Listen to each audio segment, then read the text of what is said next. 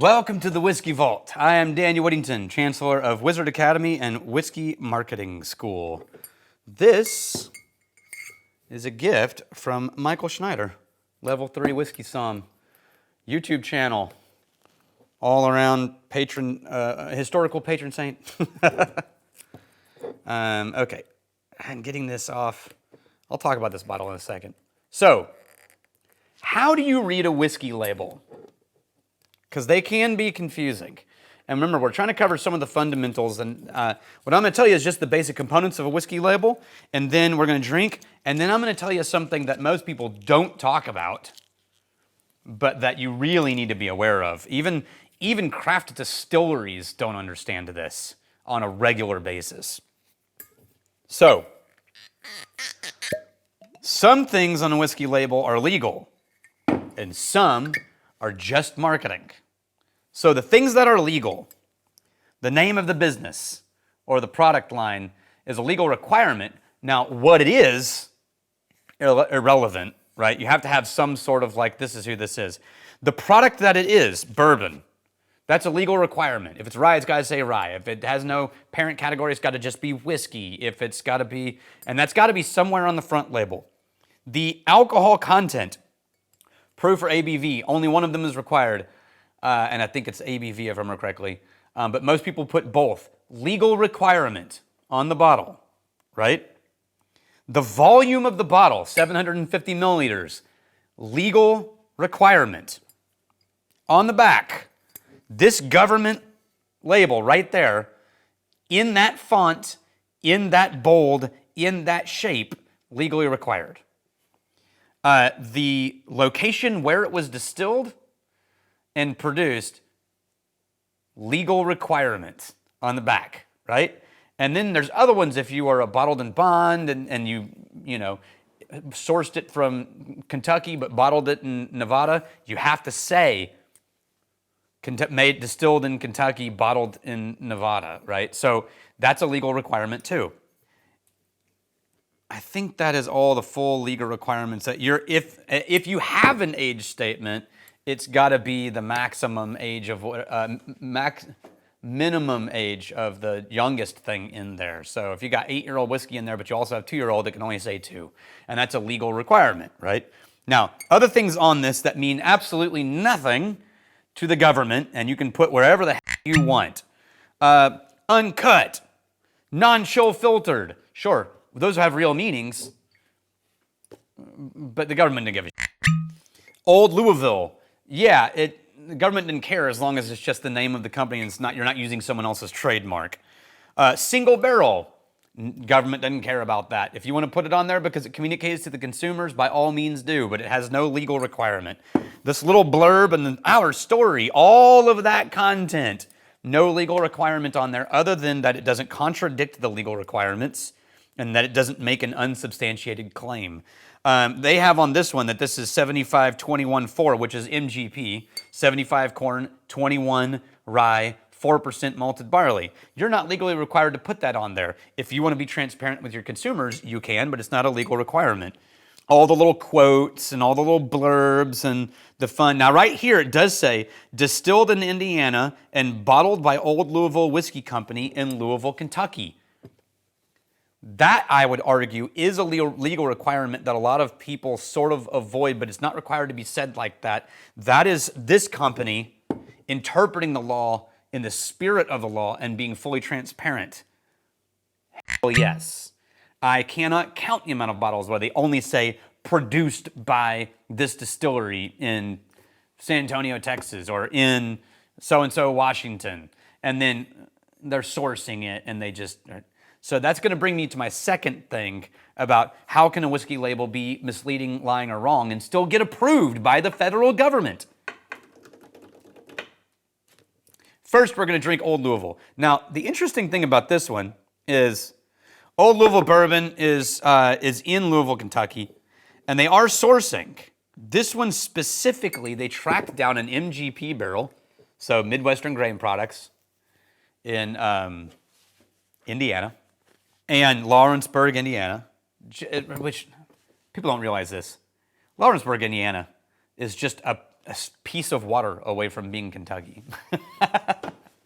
So it didn't say the word Kentucky, but environmentally. And they make good whiskey. But this one was aged in Columbian oak its whole life, and it's 10 years old. And that I found really interesting. So, here we go. Ooh. What is that? What's really weird is my brain just said bitter dark chocolate and sourdough starter. And I've never had those things together, but my brain just said bitter dark chocolate and a little bit of orange, and then sourdough starter. This sort of tangy, the sourness of sourdough bread. So bready pastry, but slightly tangy. It is really oaky, really wooden at the same time. Smells very dry. I don't know what it's going to taste like. And it is 49% alcohol. Now I'm getting a almost strawberry or cherry fruit roll-up kind of vibe. Very weird. But the wood is starting to take over. And I am still getting a gingerbread chocolate and then sourdough bread starter. Wow. Okay. That's interesting. It starts as oak, but not dry. So not like Garrison, where it starts as oak and it's just like raw, oaky wooden. But it starts as dry wood and then immediately rolls into a chewy caramel. Or like, and it's tangy still. I wonder if that's the Columbian oak. There's still this like vanilla cream sourdough bread. I cannot get away from it. It's stuck in my head. But it's very oaky and it's very dry. This is really unique. I don't know that I would crave this or go looking for it, but I would do it in a blind pour for taste assessment, or I would do it in a tasting to give people a really interesting experience. It's definitely unlike any other MGP of 7521-4 that I've ever had. Michael Schneider, thank you for gifting this whiskey. This is fun. Okay. How can you get a label that is illegal or wrong or misleading or shouldn't be saying the thing that it's saying? What people don't understand about how labels are approved is you don't take a bottle of whiskey and a label and hand them to the TTB, and they do what I'm doing right now. What is this whiskey? What is this label? Does it all match? What you actually are doing is you submit a graphic design of a label to the feds in like a PDF, and somebody in a desk looks at just the label and says, is this label internally consistent, and does it have all of the required things, and are the non-required things within their given parameters? So if I took this and then they approved it, because it's got ABV, it's got volume, 750 mil, it's got the fact that it's bourbon, it's got where it's produced, and it's got the government warning, and everything else follows the rules. There's a 10, that would be misleading, except for it is 10 years old. So it's not misleading. So this whole label was real.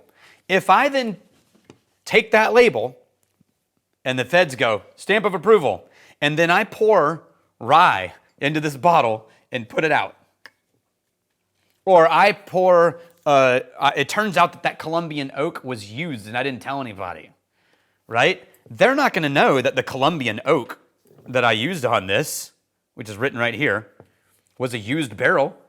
If they did know that, they would tell me that's not bourbon. But they don't know that. They're going to assume it's new Columbian oak because I put bourbon on there. If it turns out it's used Columbian oak, I've now have a lying and illegal label. Why? Because the feds don't check the contents against the label unless there's a complaint. Right? Over and over, I have found that producers have been unintentionally misleading about what was in the bottle. And then you call them on it, and their response is, well, the feds approved the label. And my response is, yeah, but they don't know what you put in it. They don't know your recipe. They don't know what you did with the barrel that you didn't tell them about. So they just assumed that you followed all the rules of what they approved. So that's how you get misleading or incorrect labels. Almost every once in a while, there is a label that just absolutely should not have been approved by the feds, and the person approving it completely screwed up. I know of a brand that Souter, one of our instructors in level 4 Psalms, brought in that was bottled in bond, but it was like cask strength whiskey. And one of the rules of bottled in bond was that it has to be 100 proof. It wasn't. It was like 120 proof, I think. That's an illegal label. The feds screwed up. They should have caught that, and they didn't. But most of the time, a label that is illegal, wrong, or misleading is because you didn't give the feds enough information to tell you that that's not approved. That's not what should be in the bottle. Does that make sense? I hope so. Cheers to you guys, and I'm really glad you're here. If you approve of this label, like and subscribe.